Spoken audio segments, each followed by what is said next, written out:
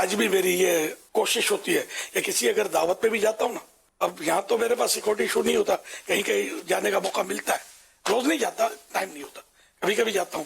اب جن سے بالکل صاف مانوس ہوتے ہیں نا ان کو تو نہیں، لیکن بہرحال میری عادت ہے تقریباً صوتی پیغام اب دیتا ہوں.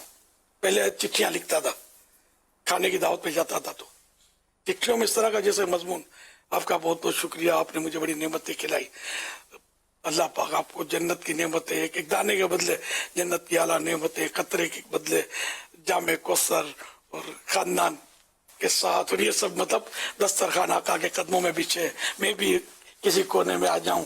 وہ اس طرح کے اب صوتی پیغامات. پہلے وہ چٹھیاں دیتا تھا، تو اس سے کیا، وہ جس نے کھانا کھلایا دعوت کی اس کا دل جوئی، سارے گھر کی جس نے پکایا اس کی دل جوئی. تو آپ لوگ بھی خوب دعوتیں کھاتے ہو یار، اور ایسی کمروں میں لوگ ٹھہراتے ہوں گے.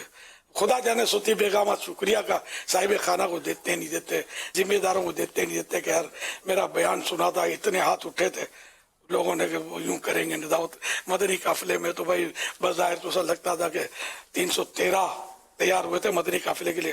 سفر کتنوں نے کیا، کچھ کارکردگی ملے گی؟ ذمہ دار کو بولنے سے کیا، اگر تھوڑی نیند چڑھی ہوگی تو اڑ جائے گی کہ یار میرے نگران نے بھائی جھنجھوڑ دیا ہے، ہمیں تو کچھ کرنا پڑے گا. ڈھونڈو ڈھونڈو کس کس نے نیت کی تھی مدنی قافلے کی. الحکمت و ضالۃ المؤمن، حکمت مومن کا گمشدہ خزانہ ہے.